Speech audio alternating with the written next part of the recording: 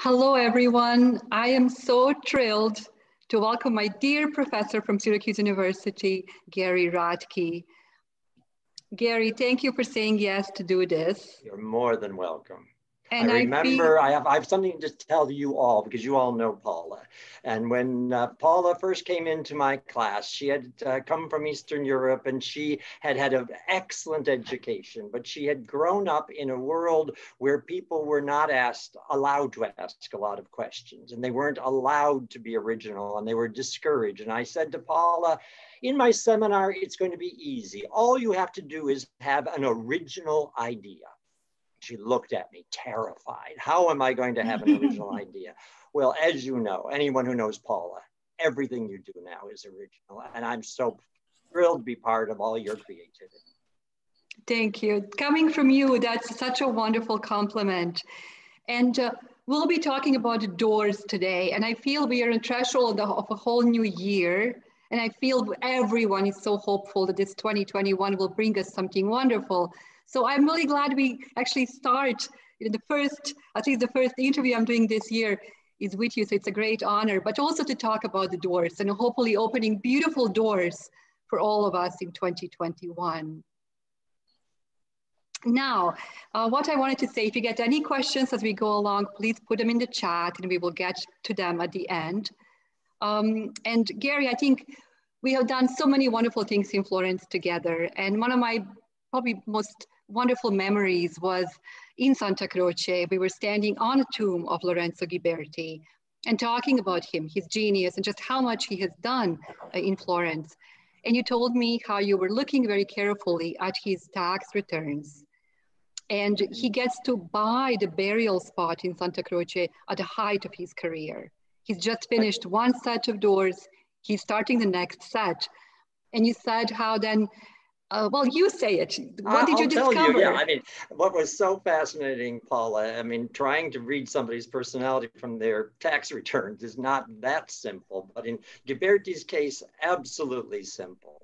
He's about to have to do his tax returns. And guess what? He finds himself lots of deductions. He figures out that he's going to need to buy a tomb. So he gets himself, so he owes the Opera di Santa Croce money. He buys a little farm out in Pomino, and he's got 45 sheep that he needs to take care of. He's got other kinds of debts to various craftsmen that he wants to put on there. And then the next time, 3 years later, when he has to do another tax return, he still owes the friars of Santa Croce money. He has gotten himself some other assets, but which he always is listing as debts. So he's a man who knew how to work the money, a man who in his career was almost as crafty as Michelangelo in making a fortune. Wow, wow. I'm so looking forward to this. I know you have some wonderful images to share with us. So I would say, please take over.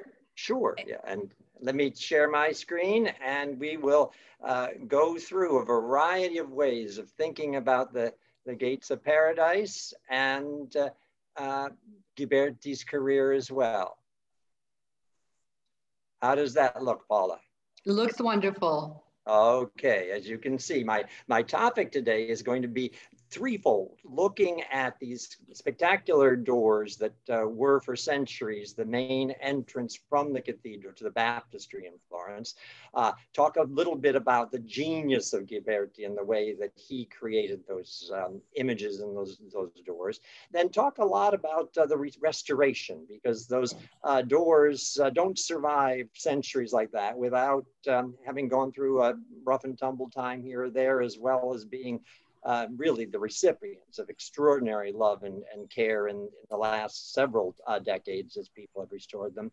And then I want to make sure that we think about how they were displayed and how they are displayed today, because any work of art is going to be made for a particular place, and so that place is important, but many of these works of art end up moving around. And I want us to think about where and how we see a work of art, maybe even sort of generalize that whenever you're in a museum, whenever you're in a gallery, whenever you see a work of art, think, is the place that I'm seeing this affecting how I'm looking at this? And in fact, in some cases, it could pull your experience down. In many cases, it will, in fact, enlighten it. As Paula said, Ghiberti himself is quite the wonderful craftsman, a man who for his time lives to a ripe old age into his 70s, and who evolves both artistically and personally as an artist. We have two self-portraits from his works. The first one on the left-hand side, he's still wearing the turban, the craftsman's wrap around his head to keep him safe from the dirt and the noise and the mess in his workshop. On the Gates of Paradise, on the right-hand side, you see his famous self-portrait, having reached his 70s, and he is now a philosopher. He is a brilliant man. He's a person who can claim a very different status, the very change in status that is typical of what we celebrate in the Renaissance, where artists, thanks to fellow artists like Baptistery and others, learn to appreciate and then taught other people how to appreciate that they weren't just craftsmen. They had to be fine craftsmen, but they weren't just craftsmen.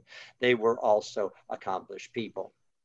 But there's another difference in this portrait, I think, that is really interesting. And that is that I think the one on the right, you do get a better sense of the really canny intelligence of this man. His contracts for his bronze commissions are full of interesting details that tell us a lot about him. When he first started working on the first set of doors, what are now the north doors of the Baptistery, he promised the world. And he did that every single time. No one ever imagined that the works would take as long as they did. And in this case, for the first doors, he didn't meet his initial deadline. And he was only 3 years into the project. And he's not making his deadline. So they call him in and they say, Lorenzo, we need to get this under control. By the time they're done talking, Lorenzo has gotten a raise and he is not suffering any kind of consequences other than they're going to be patient with him. When the Opera del Duomo, the guild taking the Arte della Lana, taking care of the shrine of Saint Zenobius inside the cathedral, commissions him to do a shrine for them, they are willing to give him an annual salary with the following condition: we will pay you whether you work or not. I mean, just crazy stuff, but why not? I mean, he was the man who knew how to do bronze. He was the man who knew how to make images in metal, in precious metal. I mean, bronze is a grand and expensive and prestigious material that no one else could do. He had cornered the market and he made sure that people understood that.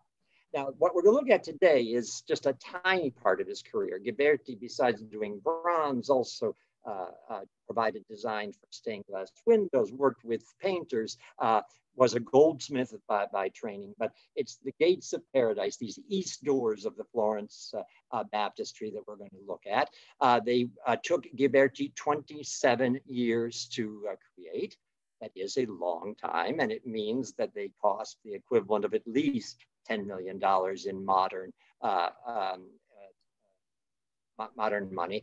But what's really remarkable is that in the last several decades, when the teams of restorers and then American art historians like myself and others became involved, it took us over 30 years to restore them. So he actually got them done quicker than we were able to clean them, restore them, and keep them in place. Now, we see them or saw them for centuries in this position, directly across from the door of the cathedral in the Piazza del Duomo. They were doors, however, that were not originally commissioned for that place. They were going to be on the right-hand door as we look at it, the north door, but they were recognized in their own day as being so impressive, so different than what had come before them, that they were asked, Ghiberti was asked to move them to become the main feature door. And no one less than Michelangelo said, you know, these are truly worthy of being the Gates of Paradise, the Paradise being the name of that little piazza that was there, but of course also relating to heaven. Look how different, just in general conception, the gates of paradise are. Previous bronze doors, since the Middle Ages, since Roman times, had always been composed of smaller scenes that were put together that could otherwise be cast in relatively small parts and would tell stories, 24, 30 stories sometimes. And that's what Ghiberti's North Doors did. The North Doors telling the life of Christ. The Gates of Paradise, what we're going to be looking at, tell 10 major scenes from the Old Testament. And Ghiberti has very coherently joined together scenes into outdoor settings, indoor settings, architectural settings, ones that give us atmosphere and light, and that were recognized, as I said, in their own time to be so superior that even though subject-wise, these were the Old Testament doors, and therefore not really the best story to be right across from the cathedral. The cathedral should have the life of Christ, the Savior of the world, that for the first time, perhaps in certainly in modern history, but maybe even in history, because of aesthetics, for purely visual reasons, they decided to put this set of doors in the greater place of honor. Ghiberti knew it. He said, of all my works, this is the most outstanding one which I've created. It's been completed with all craftsmanship and measure and ingenuity. We have these words from Ghiberti because he was the first artist to ever write an autobiography. He actually tells us about his life. He also wrote a history of art, starting from ancient times, based in his reading of Pliny and others. And he inserts himself into that great scheme of proud artists who had gone. And he emphasizes that just how well-made works have to be. So he emphasizes the word craftsmanship. He knew that he had to make sure that things were balanced, that they were measured, that they were in rational kind of form. And then there was this ingenuity, this novelty, which I'm going to demonstrate to you in this lecture and that we'll appreciate from a variety of perspectives. Now, since there's 10 panels, and within those 10 panels, there are at least 40 different scenes, I can't show you all of those, but I will show you 3 of the panels in some detail. And I've chosen to show you the creation, which was probably the first of the panels that Ghiberti created for this set of doors, the Jacob and Esau panel in the middle, and the David at the bottom. I've chosen those because I previously chose them to come to the United States. I was very fortunate to be part of the scientific team and the consulting art historical team that was, as the restoration was completed, able to show off the results of this restoration and bring some of the panels of the Gates of Paradise to New York. And I'll show you some installation photos later in my talk about what it looked like in New York, what it looked like in Atlanta, where I was serving as consulting curator, as well as what it was like in Chicago. When you're going to do an exhibition, you have to say, how can I make a small part represent the whole? And in this case, Ghiberti made it quite easy for me because, as I said, there are scenes that are set out into beautiful landscapes. The creation does that, and you'll see his great facility with nudes. There are other scenes that are set out into architecture, and the Jacob and Esau panel in the center of the doors is probably one of the most famous early uses of perspective and successful uses of scientific perspective. And then the David panel, since it comes from the lower part of the doors, was probably among the last that he did. And so we can see how he evolved and how he addressed the problem of that panel would be at the very bottom of the doors and would have to be seen differently. What I'm going to do is take you through these 3 panels and basically tell you the stories, but show you these wonderful detailed photographs that were taken as part of the project when the doors were cleaned and restored between 1980 and 2010, besides there being endless scientific tests being done, besides the actual cleaning itself. We were fortunate to get foundation support from the Mellon Foundation to commission an enormous photographic campaign. And that campaign allowed us to see the panels, even though they're reinstalled on the doors from all kinds of different points of view.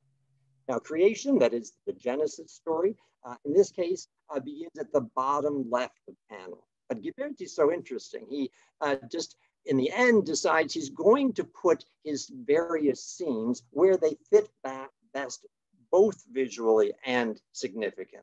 So they don't always just read left to right. They don't read just top to bottom. They move through the space. It also is just an indication of how well he knew his audience would have known these stories. He can put these different scenes there because they can recognize, they can pick it out. Well, anyways, the stories do begin for the history of humankind in Genesis, here in the bottom left, where this wonderfully languid figure of Adam, just created, just molded out of the clay and made into a supremely handsome male body, is about to be vivified, is about to be brought to life by God the Father, who is standing there with his hand blessing him. If you recognize the figure of Adam, it may be that it's calling to you, I know another Adam that looks sort of like that. And that, of course, it's Michelangelo's Adam on the Sistine ceiling, where he takes basically that very same pose, but then does the famous, the finger gets really active in terms of bringing him alive. In this beginning panel, you can see that Ghiberti has basically imagined these as little statuettes. They're almost fully three-dimensional, but he's got an entire panel to fill, and depending on where it is, he's brilliant in adjusting the actual salience, the actual projection, the actual three-dimensionality. So when we get to the center of the panel, where we see the creation of Eve, when you get this wonderful detail on the left-hand side, you can see that it's actually ever so slightly flattened because it's apparently deeper into space. And we see Eve rising out of the side of Adam, gently held by these angels, as God the Father also gives her the blessing and now brings her into life.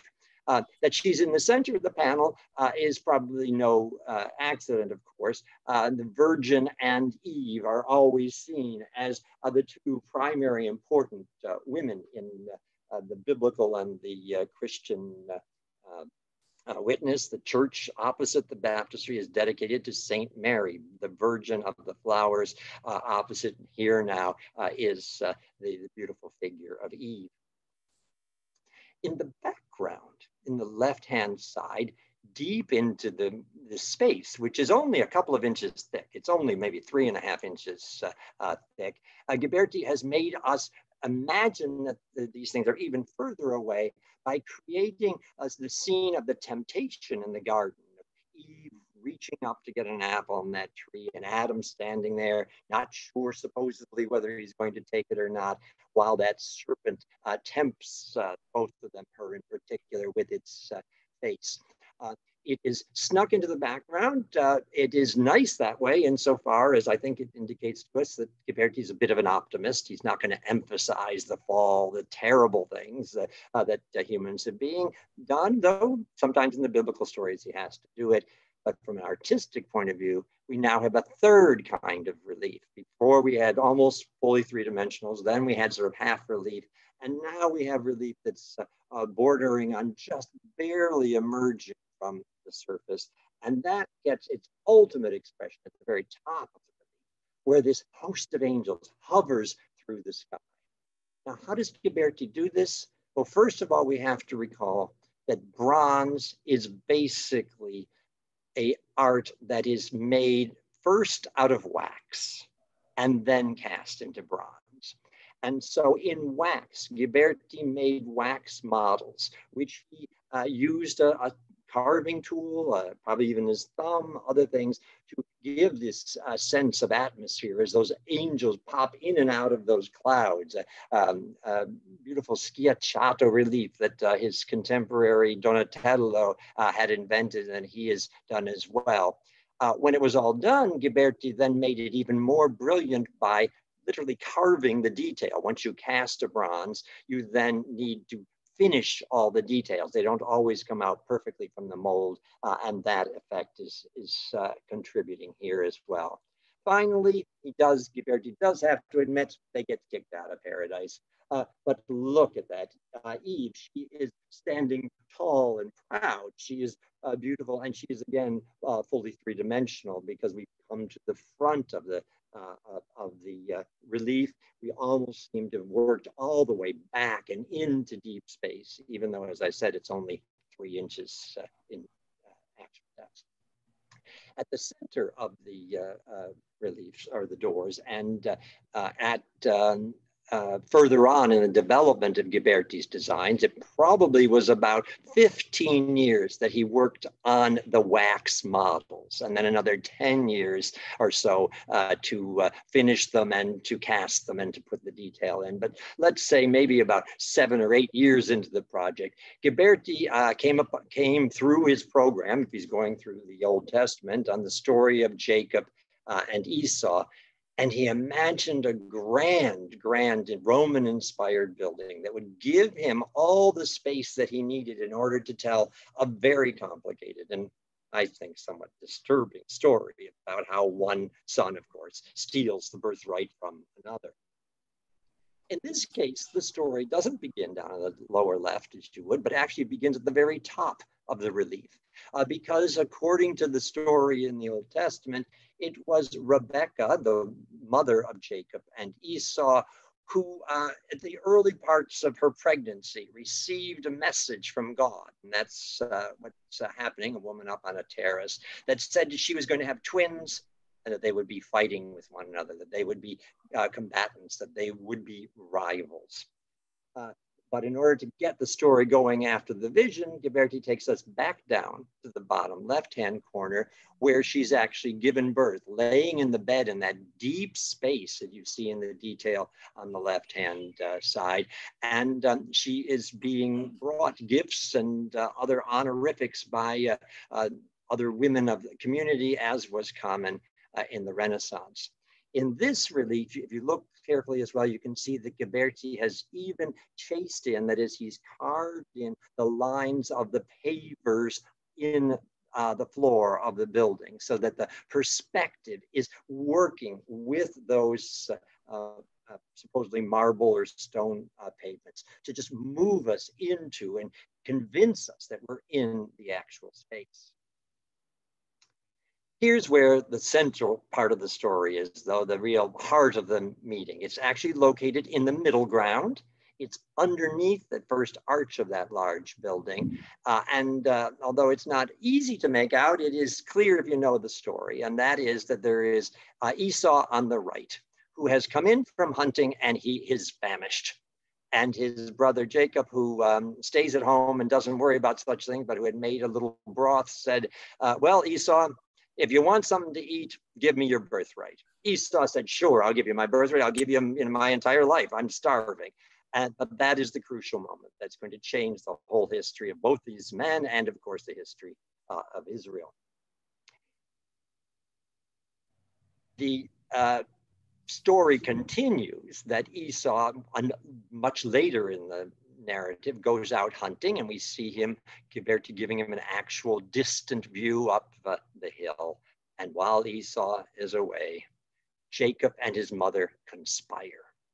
In the foreground, we see what happens after they've conspired. In the background, you see an older woman, that's Rebecca, his mother, and you see Jacob holding a lamb, and she is giving him instructions. Jacob, if you want to get your right, if you want to make sure that your brother does not get what you want in terms of your father's blessing, put that sheepskin on your back so that he'll think you are his hairy outdoors he-man son, your brother. And that's what happens in the foreground. The father, who is blind, now gives his blessing to the wrong son. But according to the biblical story, this was predestined. This is how it should happen. However, of course, Esau comes back and says, Dad, I've gone out hunting. I've gotten you a nice meaty dinner. We can now have a sacrifice. You can give me the blessing. And you can see his father looks a bit sort of shocked. He even looks a bit blind in one eye. He has to admit, no, I've already given your birthright away. This is, in fact, the end. But Ghiberti doesn't end the story actually there. It actually ends, I think, with these two dogs. Now, why are these two dogs here? Well, first of all, let's look at the dogs quickly, because that one in the background, he looks odd, doesn't he? He doesn't have his muzzle anymore. Sadly, it was broken off when the Gates of Paradise panels fell off of the doors in the 1966 flood. So imagine that until modern times actually was an entire dog. But look how different the dogs are. One is a big, hairy thing, and the other is a smooth haired dog. And the poor hairy dog has his head down. He is disappointed because he has not gotten the favor. It is Isaac and Jacob, rather, who is the favored one. So there is this lovely sort of playing of, you tell the story, but you reinforce the story through anecdotal details. And this detail, look at that pavement. That pavement, it's not just that it's perspective, but remember, this is in 3 dimensions. It's on a sloping surface going 3 inches into the back, and it's nearly perfect. People have done analyses of the perspective. Perspective lines are supposed to all go towards a vanishing point. And as you can see, it's pretty remarkable that they do go as closely towards a centralized representation as possible. And those perspective that he creates there actually coordinates with another architectural scene that's on the other side of the door. So Ghiberti is thinking about the whole door now. He's not just thinking of one panel at a time, and the perspective actually blends from one another. And where should he put his self-portrait? But right there. If you are looking at the doors underneath where the perspective scenes were, he puts his signature, and he puts that great self-portrait. Now, before I go on, just one other side note. Notice that portrait. It's in beautiful Roman lettering in Lorenzo of di Ghiberti. This was actually a great act of hubris on the part of Lorenzo Ghiberti. Not because it was a signature. He had previously signed the other doors. He called, on those, he said he was Lorenzo the Florentine. But until just about this moment, just until the mid-1440s, Ghiberti was not Ghiberti. Ghiberti called himself Lorenzo di Bartolo, Lorenzo di Bartoluccio, because Lorenzo grew up in the home of his mother's second husband.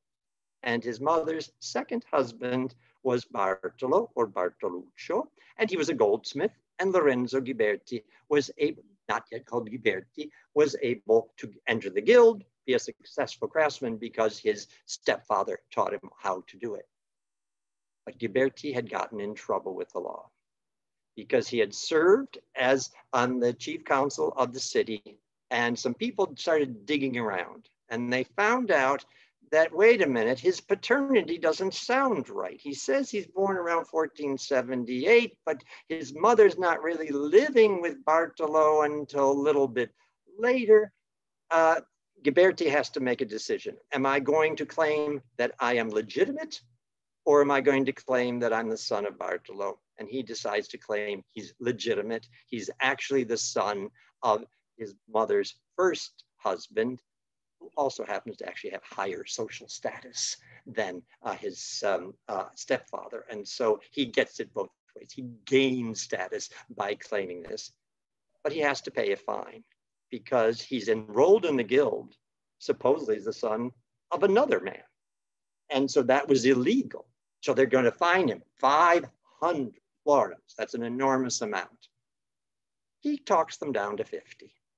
Lorenzo knows how to get a deal. He is punished, but he gets it both ways. He's both the legitimate son of a man whose grandfather, in fact, was a notary, a very high-ranking person, and he gets guild membership because he obviously was trained in the guild.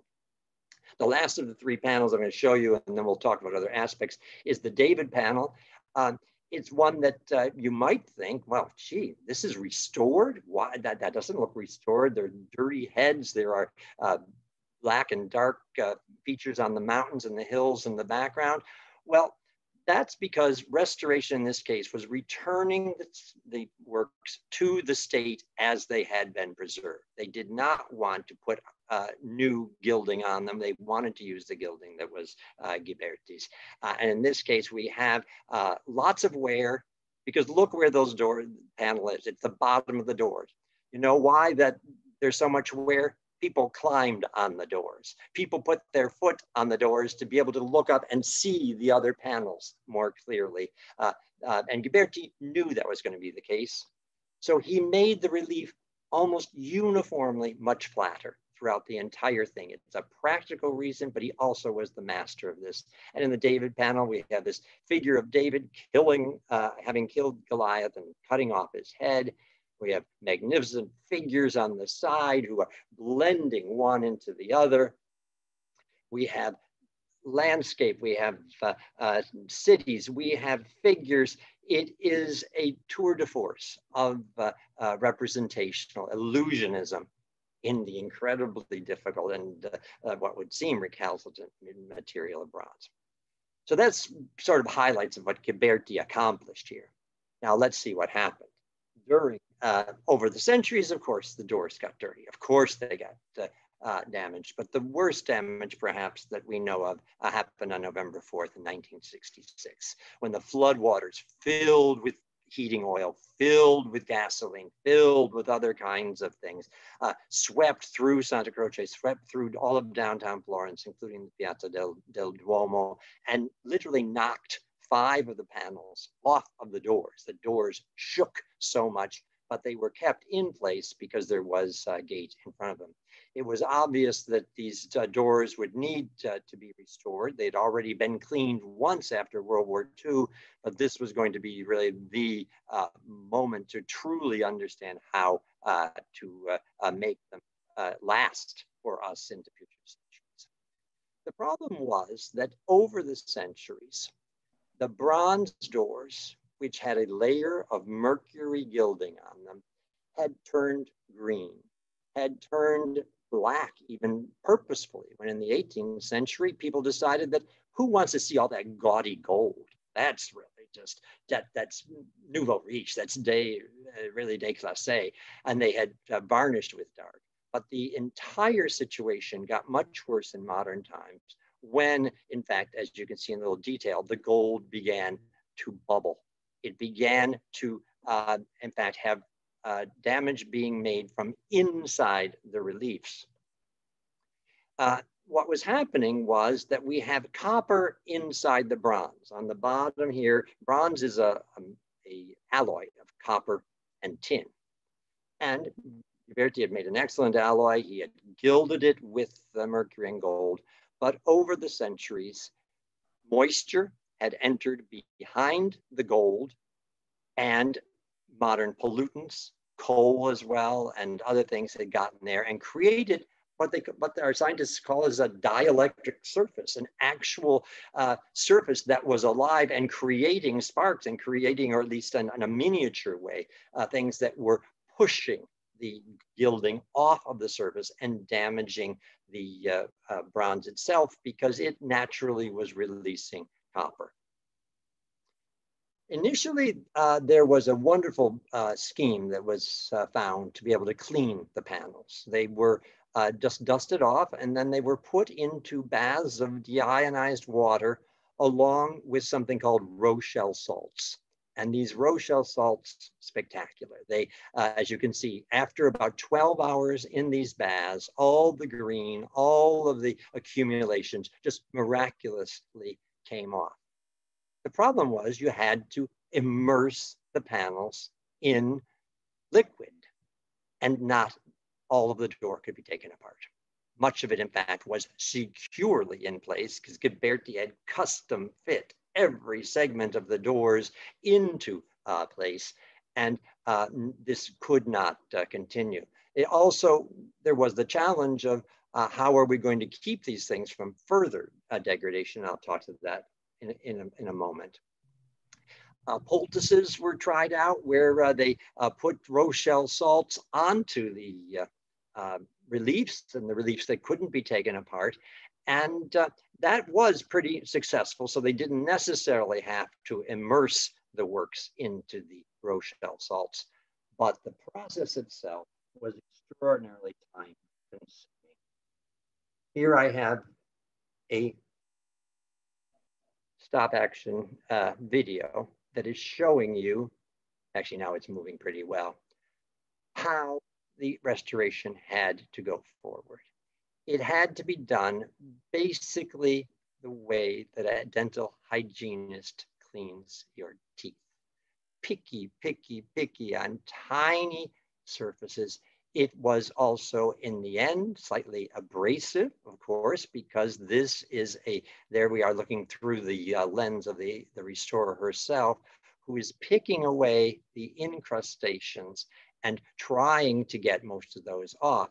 But the only way she can get them off, in this case, with this technology that was used on the first part of the campaign, is by putting these poultices of Japanese paper, which is a very inert paper, and Rochelle salts in tiny, tiny little daubs into the surface of the reliefs and of the gilded decorative panels surrounding them.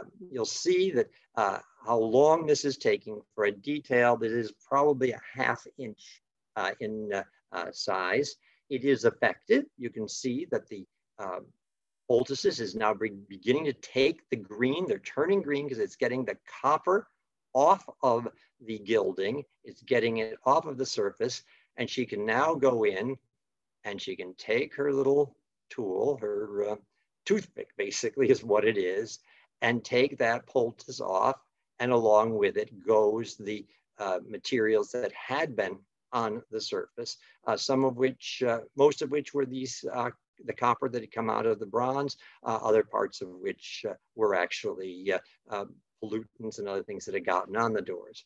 She then has to go and she has to spray that detail, both with distilled water to make sure that any of the chemical of the Rochelle salt is taken away. And then she's going to have to go through and daub it again with these little Q-tips, do it again over and over and over. And then she's also going to have to put acetone on it to make sure that it is truly dry, and keep at that until finally, as you'll see in just a moment, when she pulls back, you'll be able to see that she's got her piece done. She's dried it with her hair dryer. It's a commercial big hair or paint dryer. And now you get a sense, look how tiny that area was. This was going to take forever. Now, fortunately, while the restoration was ongoing, partly because it was taking 20, 30 years in the end, a new technique for restoring bronzes was invented, and that was using the laser. And the laser made this project possible. No longer did you have to dip things in water. No longer did you have to have them done tiny, tiny, slow pieces. They had to be done in tiny sections. But I think with this little movie clip, you'll have a better idea of what the advantage of the laser is. The laser is that little red dot, and it's actually going click, click, click, click, click. And the laser is vaporizing all of those accumulations on top of the gold. The scientists found that the gold, of course, was highly reflective, and it was not susceptible to being vaporized, melted, or burnt by the laser. And so with the laser, the technicians and the restorers were finally able to find a non-destructive, relatively quick way of removing all those incrustations and then keeping that work, so that now we see Ghiberti's fully emerging. And as you see on the left-hand side, they love to do these photographs where you see it as it was, partly dark and partly cleaned. That's so that we can see the dramatic difference, and one that, of course, then needed to be celebrated around the world. And that's about the moment where I came into the picture, and working at the High Museum in Atlanta, was having helped with some of the costs of the restoration and other aspects of the scientific studies of the project, we organized an international tour, a tour to the United States of these 3 panels that you now know so intimately. And I want to call your attention to the different ways they were displayed, partly because I'm proud of how we did it in Atlanta, but also because they are displayed in a very particular way in Florence now, and you'll see how different it was. In the case of Atlanta, as you can see, it's a Richard Meyer building, totally modern, totally abstract building. And we had to figure out a way, how do we evoke Florence? So the designers and I went to Florence, and the chief designer actually got out his crayons and found the one that matched the color of the green marble that is on the striping of the baptistry, and decided that the interior of the gallery would be painted that color. He then used a photo mural of the baptistry to suggest that space, and he created an octagonal gallery like the octagon of the baptistry. What this produced was this beautiful space that only contained 3 works of art, but as you've seen in the number of details I shared with you, extraordinary things that could now be seen up close, better, clearer, more brilliantly than ever, and were displayed now in their new cases. In order to keep these panels from ever getting crusty again, they have to be totally dry and in an oxygen-free environment.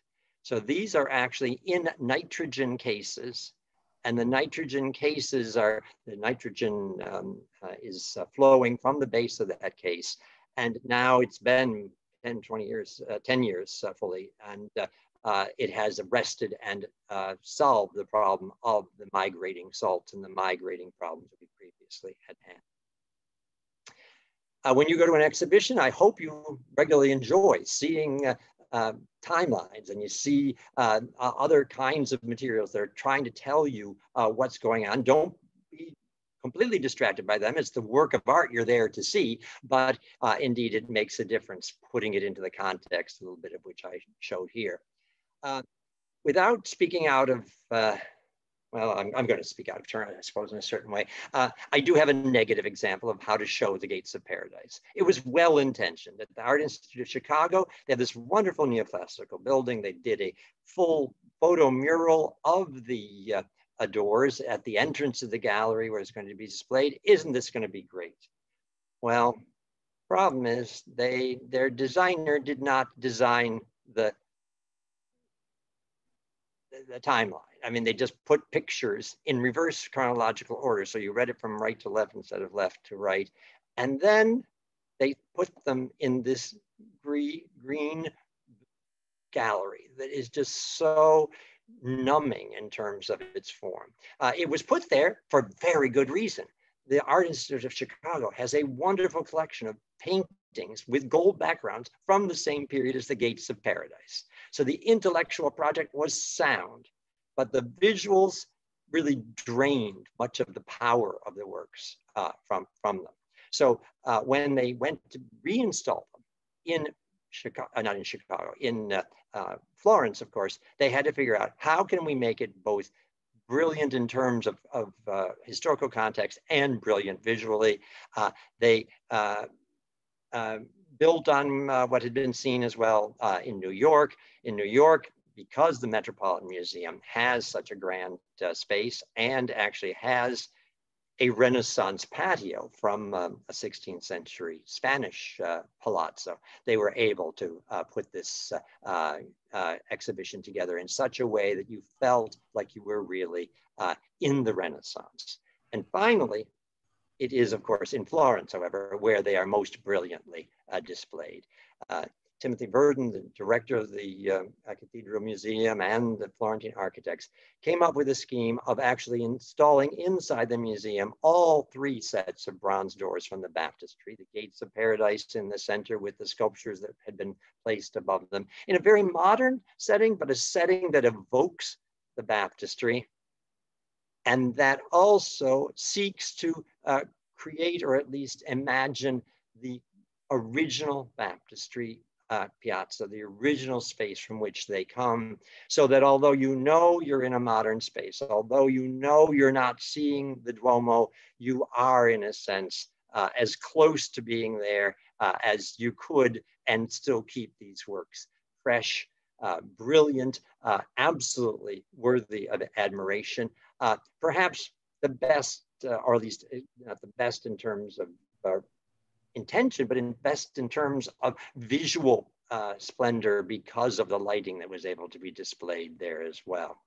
So I want to conclude this sort of romp through the gates of paradise by seeing whether Ghiberti met the expectations of those patrons, that he was so careful to make sure that they paid him properly. And I think he did. He knew that what was going to be expected of him, because when these doors were commissioned, the Chancellor of Florence had proposed what they should look like. And he said, in my opinion, they should have two qualities. They should show splendor, and they should have significance. Okay, that sounds nice, but what do those words mean? Well, by splendor, Leonardo Bruni said, I mean that they offer a feast to the eye through variety of design. I mean, can you imagine? I mean, that is like Ghiberti must have written that description himself almost, except it was before Ghiberti. He met it more, he exceeded the expectations. And by significant, I call those which are sufficiently important to be worthy of memory. So when I say that the gates of paradise are splendidly significant, I mean it. Thank you. Wow. What a beautiful feast. There's a lot to see, isn't there? There is so much to see, and I think you have access to some really, really special photographs that were done probably as soon as they were cleaned and laser beamed. Right. The photographer came in to take the photos. So I think, even though I've seen the doors so many times in person, the details you've shown today, that rilievo schiacciato, the details are extraordinary. Yes, and all these works, you know, deserve to be, you know, looked at over and over. I mean, if you're going to spend 15 years creating the models and another 10 years carving in the details of the hair, of the fingernails, of the pavement, of the sky, of the leaves, they deserve to be looked at as closely as we've been privileged to do, and that were possible as they were being, for us to see as they were being restored. Gary, I think what is also really incredible with Florence in the 15th century is that idea of civic pride, and how much every Florentine citizen really was invested in making the city as beautiful as they possibly could. I mean, imagine a community today investing $10 million. Yes. Yeah. Giving it to an artist, giving him the support he needed and patience for him to do what he had to do. In the book on Gates of Paradise, you also calculated just the gilding part and how much would the cost of gold be. And I think you came up with $180,000 just for the gilding. Just for the gold, just for the gold. So, yes, you know, truly incredible example. And I just love the two self-portraits of Alberti, which you have started this with, in which we see him in the first, but almost like a servant who has his worker's turban on, and he's there to serve the city. And then we see him later on with a little raised eyebrow, and he's now an intellectual who now wrote his book as well. There's a transformation of this man who has to claim also his own identity in the process. Right, and he's in a place where he can develop that, where there are politicians and artists and fellow, there are humanist scholars who are finding ways from antiquity to say, yeah, this is something that people have believed before and is worth reclaiming. Paul, I saw a question about the bust of Ghiberti. Okay, no, I think there's so many questions coming in. Maybe let's zoom through them and see. You tell me which ones are important, but I want to answer the question of where is the head of Ghiberti by showing you that it's actually here in Savannah. When I retired, my dear colleagues at the Opificio delle Pietre Dure that did the restoration gave me this bronze copy of the gate. This is one of the copies that are made for the replicas that are now outside. The original is part of the doors that are in that nitrogen-filled case inside the Cathedral Museum. Wow, wow. Okay, so there's so many questions coming in, but are the doors actually in use now? I notice a gate in front of them.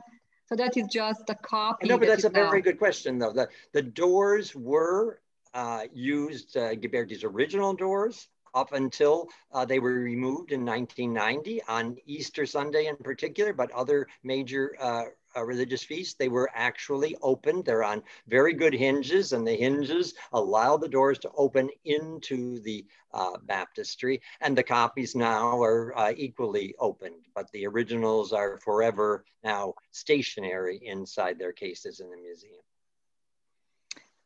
Gary, Diana is asking, did he make the wax of the whole panel? Yes, the panels, each one of the panels was a single, imagine a box, a framed box. So of the 10 panels, those were all cast. Each one of those was cast as a single piece of bronze. Now, when we took them apart, we found out he had some problems.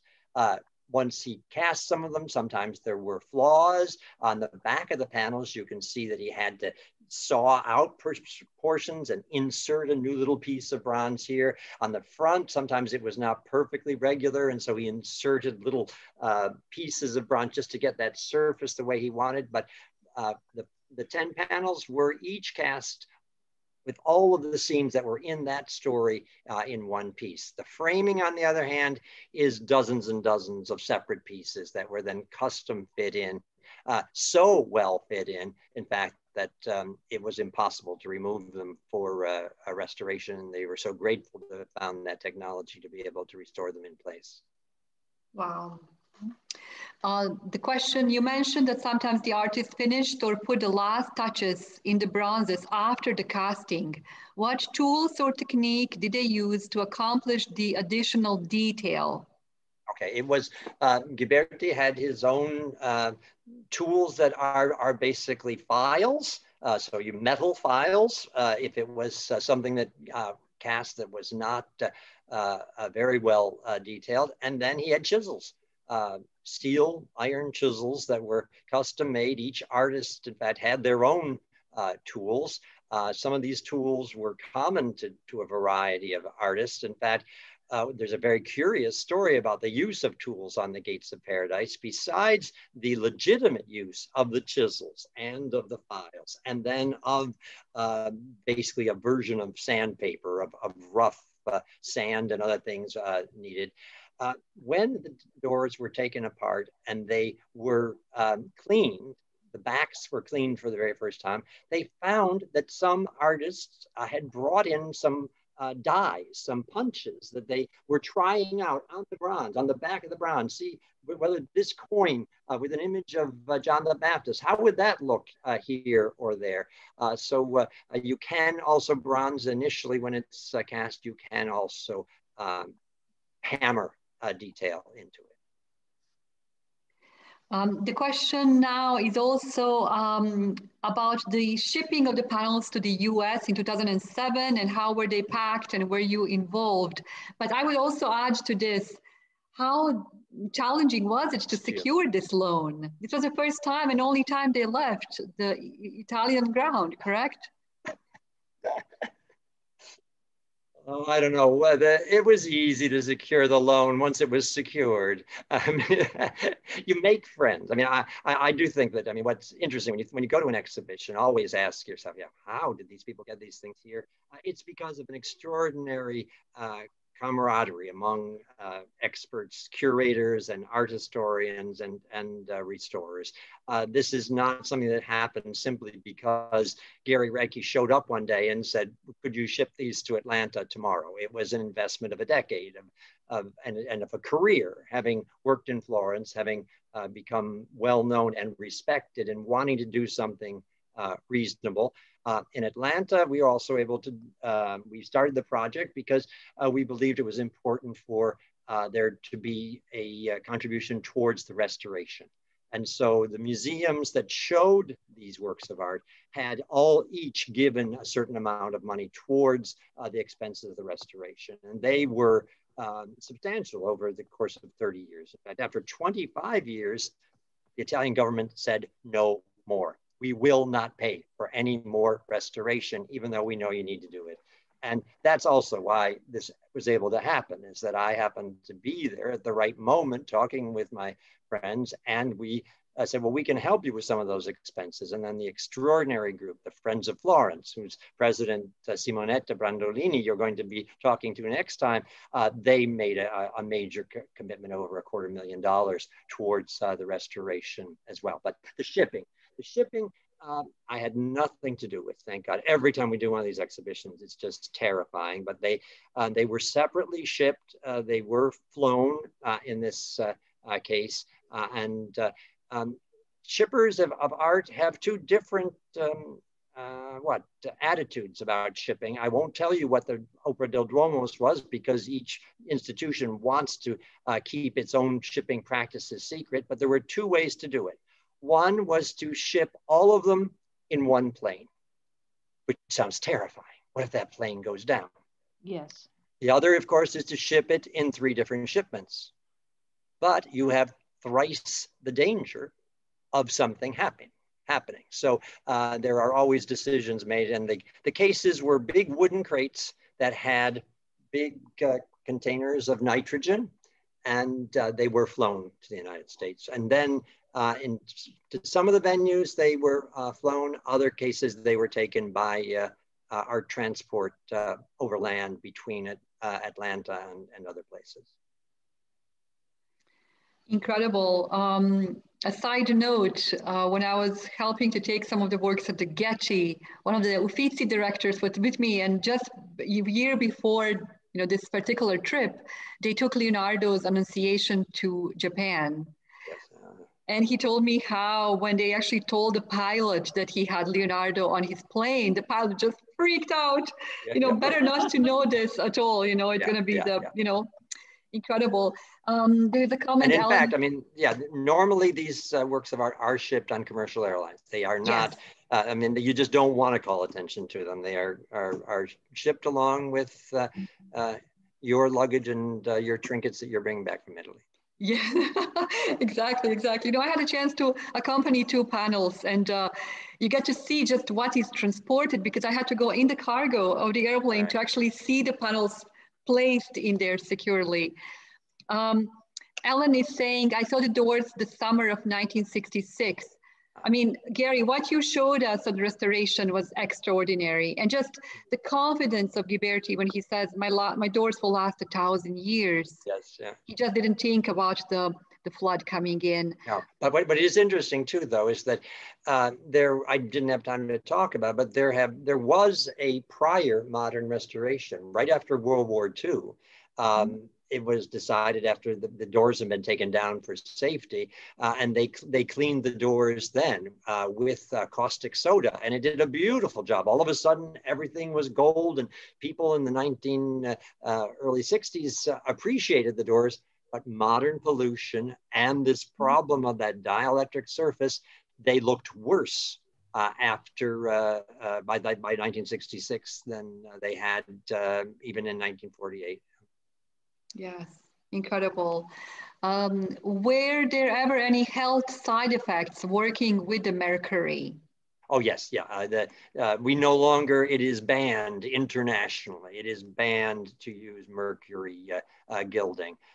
What it means is that the copy that is in place in Florence lacks the kind of brilliant warmth that the originals have. The galvanic, basically electroplating that they did of the copies produces a slightly duller and slightly matter looking gold. It's all gold, but it doesn't feel like gold. It looks like some kind of, I don't know, stuff, whereas Ghiberti's gold would have been, and is, even what left of it, has a richness, a depth, and that's something why you have to see it in person, because it's not just brilliant, it's atmospheric as well. It contributes as well. He understood that by putting the gold on, he was going to create space and atmosphere.